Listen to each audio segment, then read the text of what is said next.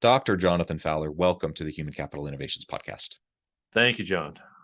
It's a pleasure to be with you. You're joining us from South Carolina. I'm south of Salt Lake City in Utah.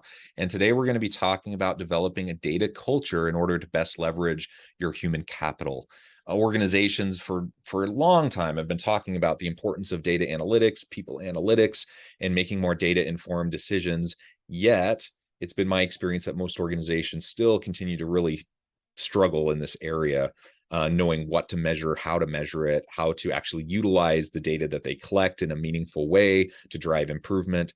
And so there's lots of different ways we could take a conversation around data culture. We're going to be focusing primarily on the people side of that, people data culture, both in terms of leaders and employees in the organization adopting a culture of data, but also in using that data to leverage better performance, better engagement, and those sorts of things within your organization as well.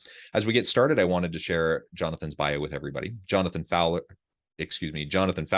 is founder of Logical Analytics and technical lead, currently serving as CEO. He has been in the data analytics field since 2007. His background in the humanities gives him a unique perspective on data analytics as narrative, and experience in education as a teacher and counselor help bring a nurturing mindset to the practice. Dr. Fowler has served as a sole or lead analytics developer in the fields of consumer product goods, manufacturing, banking, law, and human resources, as well as IT managed services.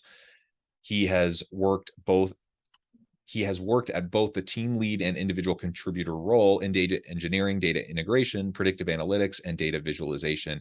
He has acted as the outsourced chief data officer and chief operating officer for implementing company data strategies. Always an educator, Dr. Fowler has taught at the graduate level for analytics and data sciences and has published multiple papers in the field. He has his doctorate in big data analytics from Colorado Technical University, his master's in education and BA in English from Clemson University. His doctoral research was the early core of the LDIS at Analytics Impact Framework. I'll let you describe that for us here in a little bit. Pleasure to have you. It's great to have someone with your expertise, both from a academic and research and teaching side, but also from a practitioner executive side. Anything else you would like to share with me or my listeners by way of your background or personal context before we dive on in further? No, I would call out. I love sort of surprising people when they ask, well, how'd you get into analytics? Like, well, I was an English major to begin with, and they go, well, how did that happen? But that just goes to show that this field is not just for the always a computer science person. It takes any and all kinds, and that's what makes it a great field. That's right. And my background's in sociology, and I also am a data wonk myself. So fantastic. It's good to have people from all different backgrounds in this area. Pleasure to have you. As we get started, let's talk about data culture. Now, as I mentioned in the introduction, there's lots of different ways we can take a conversation around data culture. I think most organizations would say they want a data culture, but there's a big gap between intention and actual practicalities and implementation. So what do you mean by data culture, and how can we start to really embed that kind of a culture and support it within our organizations? As early as 2011, there it was a study I cited in some of my early research about what are the biggest hurdles for companies to realize their analytics potential, and the majority of the reasons were around what were called cultural and managerial issues. And that actually, those two things are always brought up in surveys for what's holding us back. There's this focus, and there's so much noise in the space right now. Vendors are really good at saying that our product is going to do it all. Our product is going to solve all your analytics issues.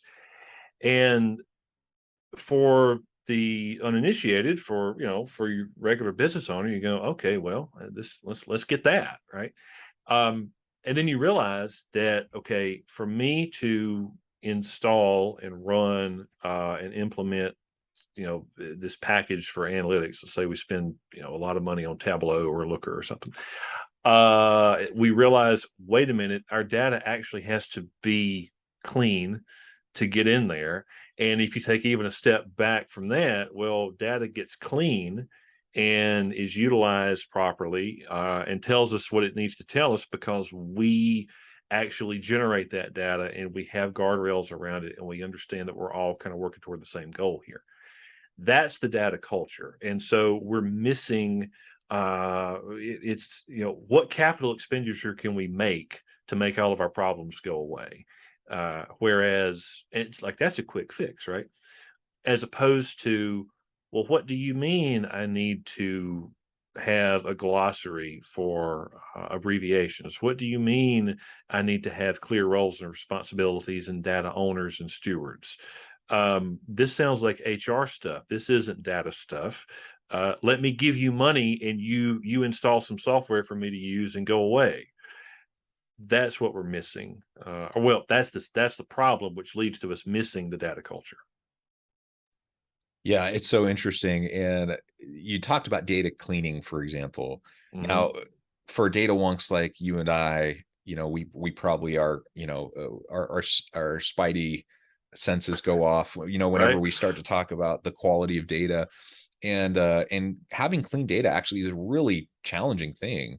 And maybe you can describe for listeners who maybe don't have a huge amount of background in data analytics. What does that actually mean to have clean data? I've got a great example, and it makes me chuckle every time. I did some work for a consumer product manufacturer, and they had, let me think, there was, just to abbreviate the word shampoo, they had more variations of abbreviations than there were letters in the actual word shampoo. And so, we're running reports, marketing's getting their stuff, and, they're looking at what they thought the abbreviation should be, and the numbers are underreported because there are 10 other abbreviations. There's also one that just defies all common sense. There was a product called Blonde Experience, and of course they were using AS400 mainframe for a lot of their core system, and so they had a character limit, and so the abbreviation for Blonde Experience was BLND experience. I'm going, wait, you abbreviated the shorter word in the phrase. Okay. So those are two extreme examples, but data cleaning and having clean data is everybody understands and expects common definitions around abbreviations, around how numbers are represented, around how, okay, you're responsible for creating this field, they're responsible for this set.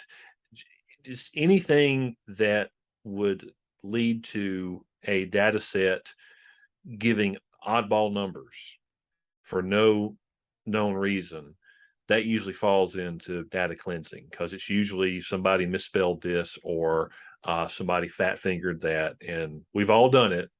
So no blame there, but yeah.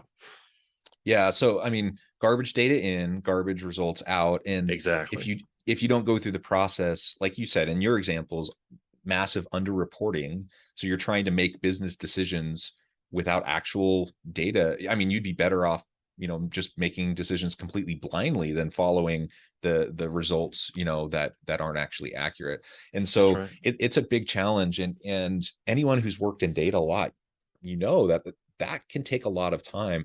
I've worked with organizations on data projects after the fact. So they've been collecting data from processes and different intakes and all these different things. They have all this data they've been collecting for sometimes years, and they haven't really been using it, and they're not really sure what to do with it, but they want to measure and better understand if they're having the impact that they want to have. Are they accomplishing what they're trying to accomplish? All those things, right? And so I asked them, so, okay, what data do you have?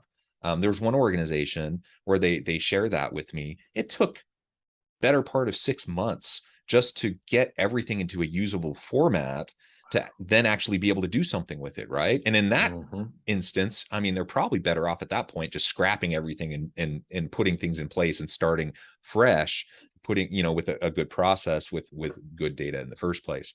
And so anyways, if you don't have the good data in the first place, you're really going to be struggling. You're going to be making bad decisions.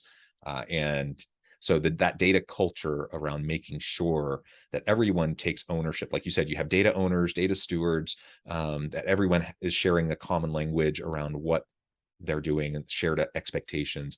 All of that's going to be really, really essential, no matter Yeah. what type of data you're talking about within your organization. Absolutely. And if we're talking now specifically about people data, people analytics, not only am I trying to develop a data culture more broadly and generally throughout the organization, but if I'm trying to better understand things like employee engagement, employee turnover, productivity metrics, KPIs, and various metrics like that, we have to build that data culture into other processes around coaching, mentoring, performance management, that people understand how the data is going to be leveraged, for them to be able to achieve and succeed at their job, how it's going to inform decisions around like what new trainings and learning opportunities are going to be provided for employees so they can improve their performance. All of these things start to layer on top of each other, and it has to start with good quality data, everyone taking ownership and responsibility for it, and then utilizing the data that exists in a way, so as a leader, I can utilize that data in a way to actually help improve the performance of my people. And understanding that begin with the end in mind, right? So understanding that this is going to be used for something, that typically helps people understand why you need to have some governance around what's being put in. You need to have clean data.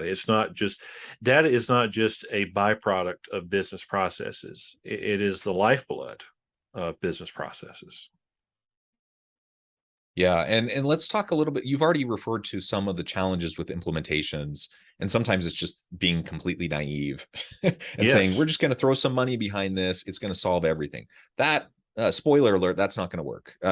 So Right. you're going to be in a world of hurt. But what are the types of problems that organizations and leaders tend to face? If we can spell it out more specifically, what are those fail points Mhm. while we're trying to go about various analytics implementations? So the biggest one that I see is under engagement and being underserved, and that actually is what drove the core of my company now, is understanding, well, what do people want? What do people need? How do we figure out a way to tie together analytics maturity and sort of what we call aptitudes or analytics personality types? Human resources is so awash in personality tests. This is one more of them. So we're adding to the list, but it's around, how do you value data? And so let's take, for example, a big under engagement example. There was a implementation that was done for a government healthcare agency, and there was about 130 million of federal money spent on um, this sort of universal health record. What we would consider right now, we go to the hospital, everything's in like Epic, right? Basically their version of Epic, but across the entire country. And it was an IBM product. It was a custom build, and $130 million later, they decided, okay, this was a complete disaster. And one of the reasons it was such a disaster is they sort of broad brushed this whole thing. And you've got so many different audiences to serve. They did not take into account where everybody was in terms of data literacy, process literacy, what worked, what they had right now, what worked about it, what didn't work about it. And so it was this sort of, okay, we're going to throw out this monolith, and we're not going to meet you where you are. You're going to have to learn new processes. You're going to, just complete disruption. That probably the under engagement and underserving, I forget the numbers, but they're staggering on what I'll find them. The numbers are staggering on what companies waste because somebody gets the idea that this particular vendor has all of our answers. And then you get the yes crowd, and next thing you know, IT's got the mandate to implement it, and they're going, nobody's going to use this because we're just kind of throwing this thing out there for them to figure out on their own. And 2 years later, it's forgotten about. It was a colossal waste of money. And now they're snake bit and very shy about any sort of analytics implementation. Yeah, I mean, there's no buy-in, there's no support, and so of Right. course people are going to resist, and then they're just going to find workarounds to the extent Exactly. possible. They're not held accountable usually in that kind of situation, and so eventually, like you said, things just revert back to status quo. And then Mm-hmm. 130 million, is that what you said? Was that the number? 130 million. That is crazy. Now I've seen this happen again and again and again in organizations. I've never seen it at the 130 million level, but tons of waste, not just in Mm-hmm. terms of money, but also in terms of time and energy. Oh, that's And the hard part too. in term, you just referred to it in terms of kind of the ongoing culture and resistance towards future implementations. So when you have an epic failure of analytics implementation, or any IT implementation, or any org change implementation, it not only costs you in the here and now, but what about the next time you need to do something? People are going to be even more resistant. They're going to be even Mm-hmm. more frustrated, and it's going to be even harder to do it better, and do it well the next time. And that has a Mm-hmm. huge cost to it also. So for all these reasons, like, yeah, we can't just throw money at it. We have to support people. I was talking to an IT person, I don't know, a couple weeks ago, and they were talking about new system implementations and how they really strive to make it as simple as possible, that they don't want anyone going more than 3 clicks deep. And if it's more complicated than that, then most people won't do it, Mm-hmm. and they'll find workarounds. Mm-hmm. Now, are there times where you have to go more than 3 clips deep? Sure, but the point is to simplify whenever possible, to make it as Yeah, user friendly as possible, and then to support people and train people and get them up to speed and hold them accountable so they actually use it. that's right. One of the things you mentioned in there, I would call political capital, where you lose so much of that when, like, time is one thing, or excuse me, money is one thing, right? Money, you blow 130 million, and hey, that might be a drop in the bucket based on your budget or what your revenue is or any of that. But your time and your buy-in from employees, you only have so much political capital that you can use for rollouts. And if one of them goes bad, then okay, you got a ding there. If another one goes bad, all of a sudden now that's what is expected. And so there's this jaded feeling across the organization of, what's one more thing we're going to have to learn and then forget. And one of the reasons I'm doing what I do is, the first time I did sort of my version of this, what we call the LDIS, an early version of it, just the political capital that I got from that, where all of a sudden we weren't just another consultant. It wasn't like an Office Space scene where we're coming in and we're the Bobs, and it was that bland thing over and over. It was, okay, look, I know that you've been through this scene before, but here's how we're different. Here's what we want to know. Here's why. And by the way, you're going to hear and see the results of what you've told me in this next rollout. And that, the biggest surprise was the political capital we got from it. And that really led me into, okay, this is not just a data thing. This is also a people and HR and culture thing. And here we are. Yeah, that's a great example. And it kind of gets us into where I want to take the remainder of our conversation, and that is around data empathy.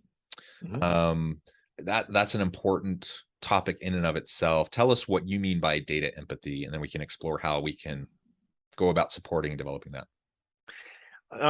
It's also known, I think I've heard it called tactical empathy as well. But I mean, empathy in general is just so important in life. I have said many times that data is not always this black and white thing. Data is nuanced, and data tells a story. And just like any story, people can get different things from a story. So let's take, in a small organization, let's say you've got marketing, HR, and R&D. And, we're all looking at the same data. We're all driving to the same purpose. But those three teams look at and value and use the company's data in very different ways. And, even if we go to something as simple as data governance, we talked about earlier, clean data, right? Well, we need to have a data dictionary and we need to have standards around abbreviating things for the simple fact that you and I may come in, we think shampoo, I think of SHP, you think of SPO, right? And we have to have those guardrails because people think differently. And so with data empathy, it's about understanding that I use data, I value data maybe differently. Like I'm a more collaborative thinker where I use data to increase participation in the organization and buy-in and collaboration, right?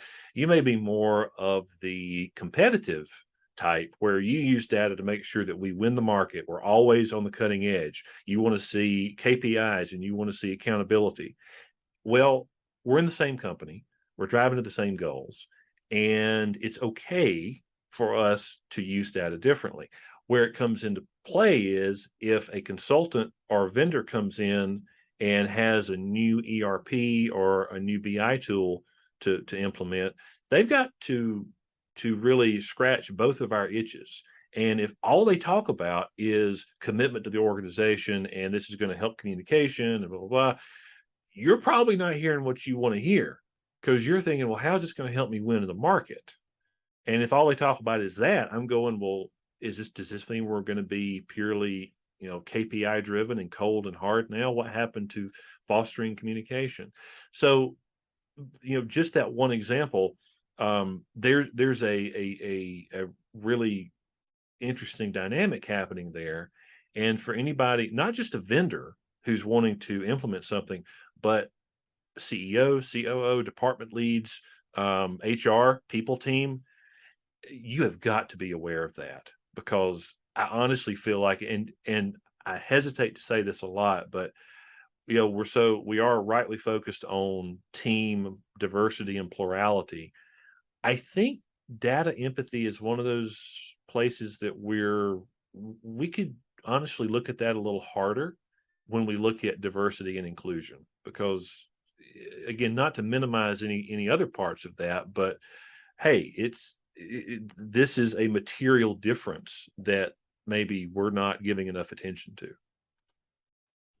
Yeah, I think that's right. And there's just so many great ways we can utilize data when we build that culture, when we establish more data empathy. I love how you talk about the stories we tell with the data that we have, and just also recognizing that we need to meet people where they're at, and they're coming at this from different places, different levels of understanding, different levels of sophistication. I could go in to a meeting and try to convey, really complex linear models or multi-level modeling or like all these different super complex things. And guess what? That's not going to be very effective, and it's not going to accomplish very much because I'm not meeting people with where they're at, and I need to find the story in the data to be able to share that in a compelling way. And so we just need to always come back to that and to remember that, to identify core objectives, like you said, begin with the end in mind, understand the objective of what you're trying to accomplish, make sure that you're collecting the type of data that will actually help you to get to that objective, right? Yes. That you're measuring the right stuff that's actually relevant, that's going to be helpful and useful. And then as we build this data accountability culture and build it into processes and systems and, performance and evaluations and all of that, as we build it into our DEIB efforts within the organization, it can really enrich what we're trying to accomplish. It can allow us to make much better decisions, much more, objectivity is sometimes a bit of an elusive ideal, but we can be more informed, less subjective, less biased in how we're going about making our decisions. And that is going to be helpful. Well, Jonathan, this has just been a really fun conversation. I note the time. I'm going to have to let you go here in just a minute. But before we wrap up, I wanted to give you a chance to share with listeners how they can connect with you, find out more about your work, your team, and then give us the final word on the topic for today. Yeah. So our website is logical.us, logicle.us. I'm on LinkedIn, Dr. Jonathan Fowler. And we also, I was going to say we're on other social media, but we're on LinkedIn. We're barely on Facebook because I'm not on Facebook, but we are there. But the website's going to be the best way. And my email address is Jonathan, JONATHAN @logical.us. Wonderful. Thank you, Jonathan. It's been a pleasure. I encourage listeners to reach out, get connected, find out more about what Jonathan and his team can do for you. And as always, I hope everyone can stay healthy and safe, that you can find meaning and purpose at work each and every day. And I hope you all have